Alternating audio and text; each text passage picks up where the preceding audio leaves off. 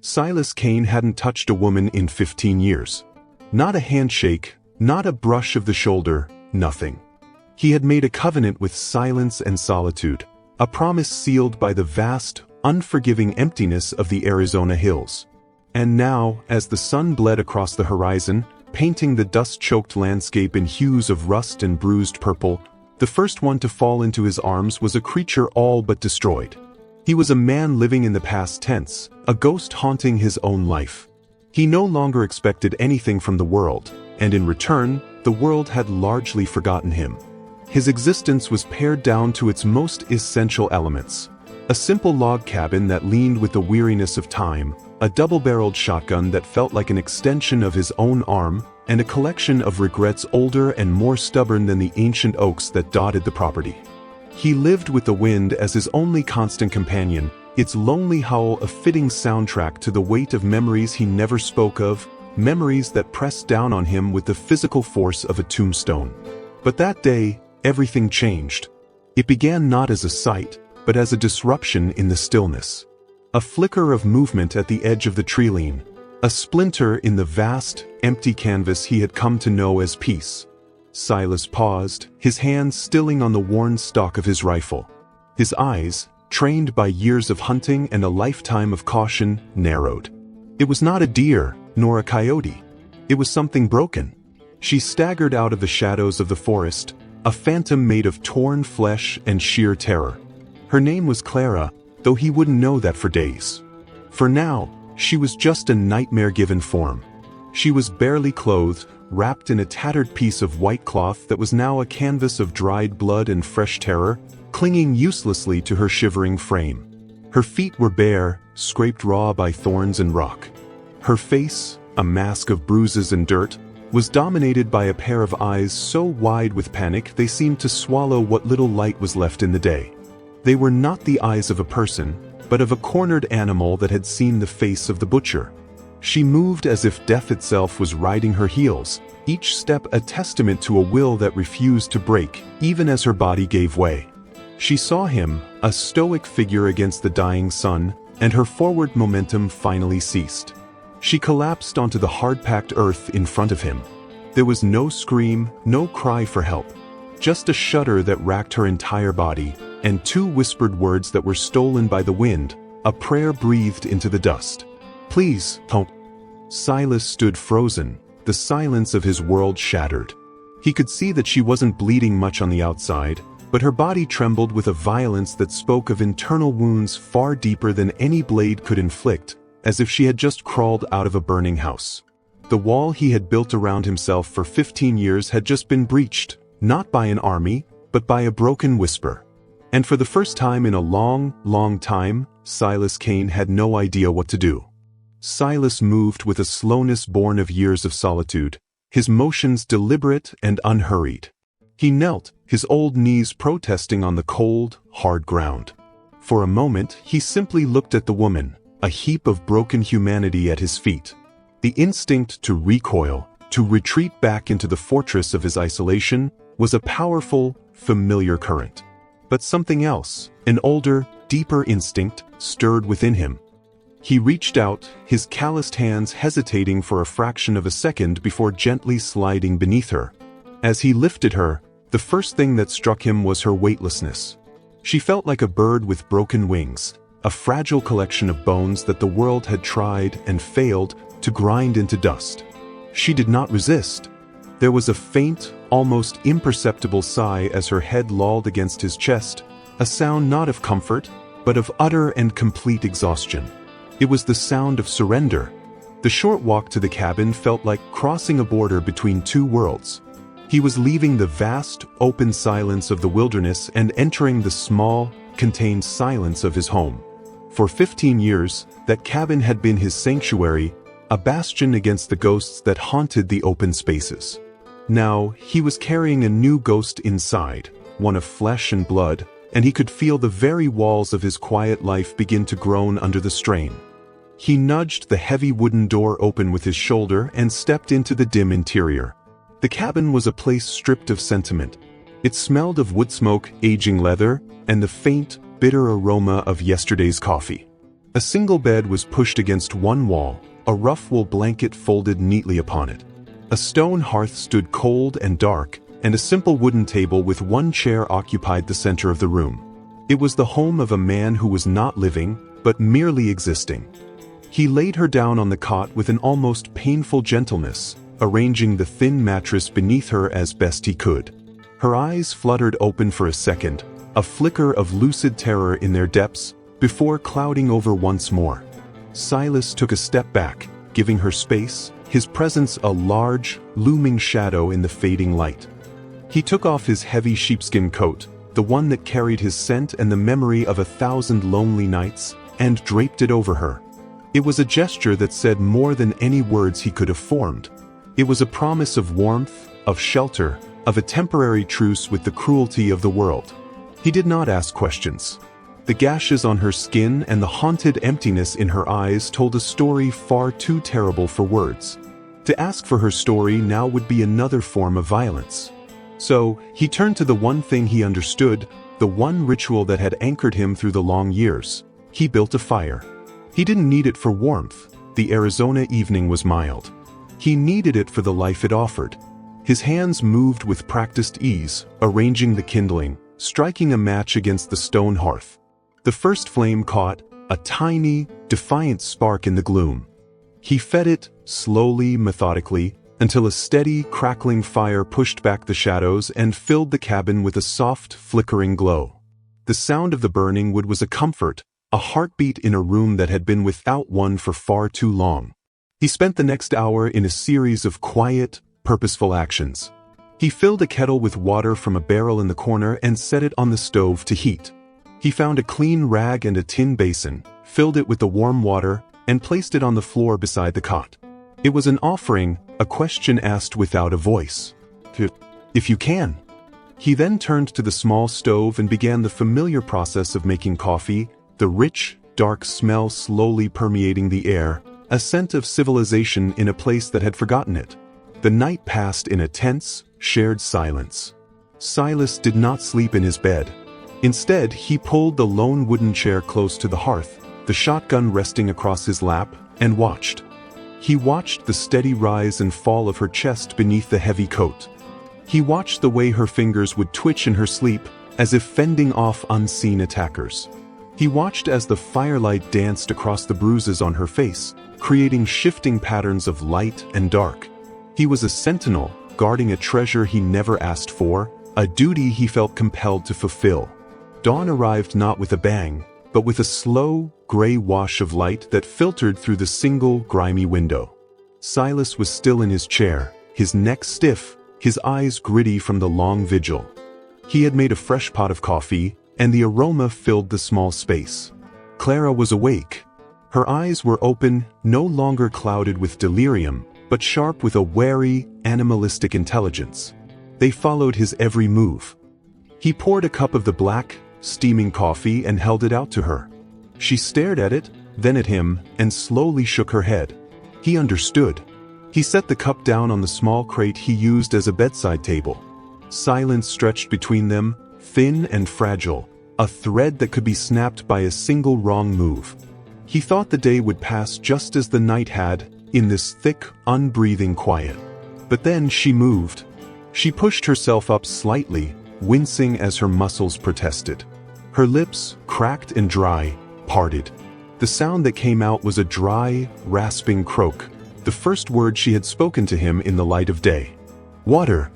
It was not a request, but a statement of fact. A need. A beginning. Silas felt something shift inside him, a rusty gear grinding into motion after years of disuse. He retrieved a tin cup, filled it from the water barrel, and brought it to her. Her hands trembled so violently she could not hold it. Without a word, he knelt beside the cot, his large, rough hand closing over hers, steadying the cup as she brought it to her lips. She drank long and deep, her eyes never leaving his. In that simple, shared act, his strength supporting her need, a fragile bridge was built across the chasm of their silence. The healing had begun. The days that followed settled into a rhythm as quiet and steady as a slow-beating heart. 3 days. 3 cycles of sun and moon. In that time, the cabin, once a monument to one man's isolation, began to feel like a shared space. It was a transformation measured in the smallest of increments. The fear in Clara's eyes, while ever present, no longer dominated them. It had receded, like a tide pulling back to reveal a sliver of shoreline. She began to eat more, small portions of the simple stew Silas would cook, her hands growing steadier with each meal. She still did not speak of the past, and Silas, in his silent wisdom, did not ask. Their communication was a language of gestures. A nod of thanks, a cup of coffee left on the table, a log added to the fire. It was on the afternoon of the fourth day that the first sign of the coming storm appeared. The air, which had been filled with the gentle hum of insects and the distant cry of a hawk, suddenly went still. It was an unnatural silence, a void of sound that immediately put Silas on edge.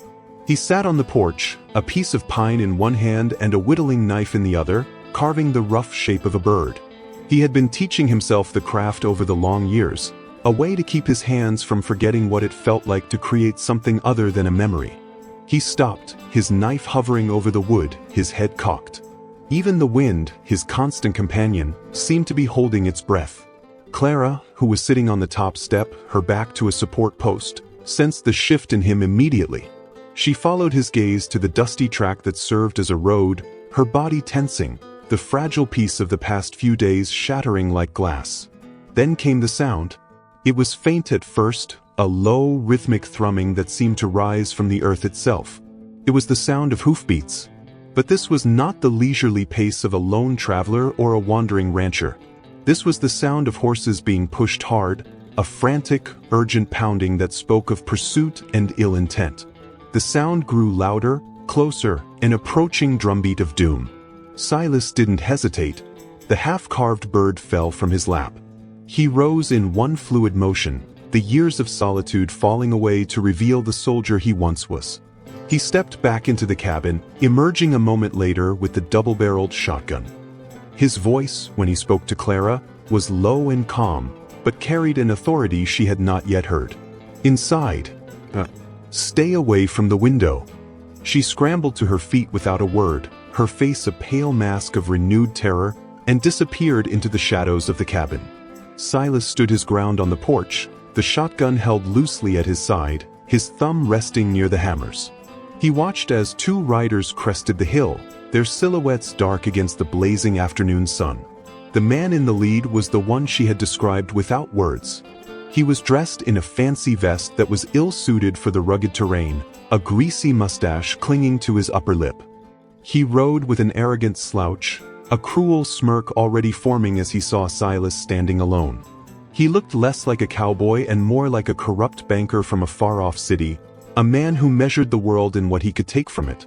He reined in his horse a dozen yards from the cabin, his partner pulling up beside him. He was the one who spoke first, his voice slick with a mock politeness that was more menacing than any threat. He called her by a name Silas had never heard. "Ellie Rose," he called out, his eyes scanning the dark doorway behind Silas. "You've had your little holiday. You've got one chance to come back quiet." Silas's grip tightened on the shotgun. He took a single, deliberate step forward, planting his boots firmly on the dusty ground in front of the porch steps. His voice was a low growl, the sound of rocks grinding together. "She's not going anywhere." The man, Blackwood, let out a short, humorless laugh. "This doesn't concern you, old man. This is a private matter. Turn her over, and we'll be on our way. No need for you to get hurt." It was a fatal miscalculation. He had mistaken Silas's age for weakness, his silence for fear. The second rider, sensing the shift in the air, let his hand drift down, his fingers hovering inches from the butt of his pistol. The sound of Silas cocking both hammers on the shotgun was shockingly loud in the sudden silence. It was a sound that cut through the tension, a clear and final answer. Blackwood's smirk faltered. "Don't be a fool," he snarled. Silas didn't wait. He wasn't a duelist looking for a fair fight. He was a protector. He raised the shotgun, sighted, and fired in one smooth, economical motion. The blast ripped through the quiet afternoon, a deafening roar of thunder and smoke. The second rider cried out, a strangled yelp of shock and pain, and was thrown from his saddle, clutching a leg that was now a ruin of blood and splintered bone. The world seemed to hold its breath. Blackwood stared, his face a mixture of disbelief and fury. His horse danced nervously, spooked by the shot. For a heartbeat, there was only the sound of the wounded man groaning in the dust and the ringing in their ears. Then, another voice cut through the haze, calm, steady, and worn like old leather. "I think you ought to think real hard about your next move." Silas didn't turn, but a flicker of recognition, of something he thought long buried, crossed his face. From the tree lean to the side of the cabin, another man emerged.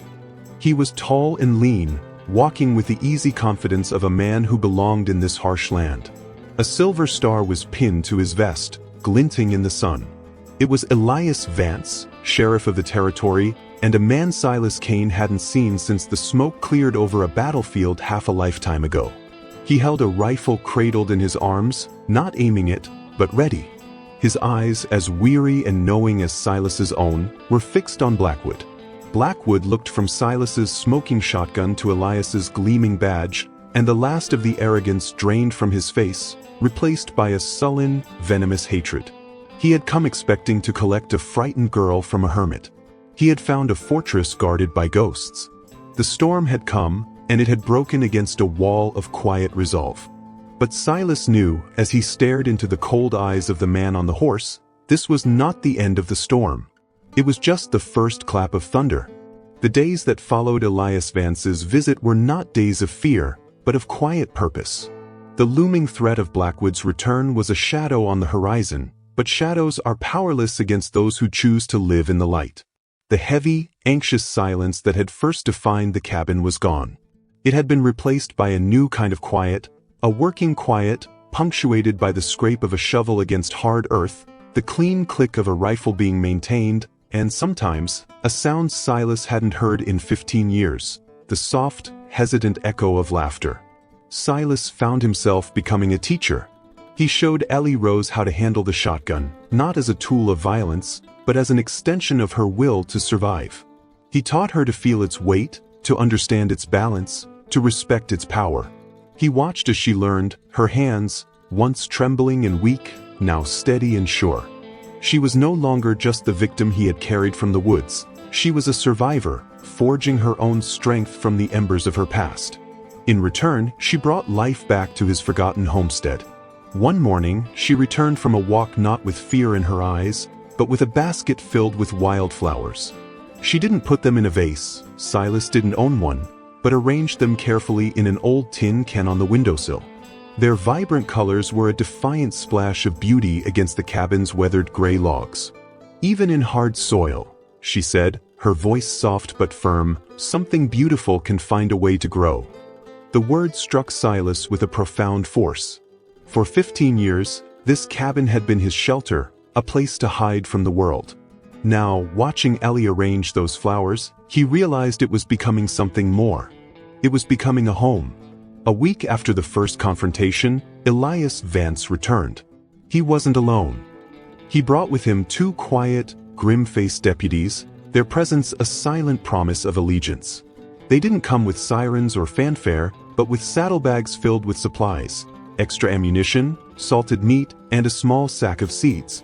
Elias handed the sack to Ellie. "For a garden," he said with a rare, small smile.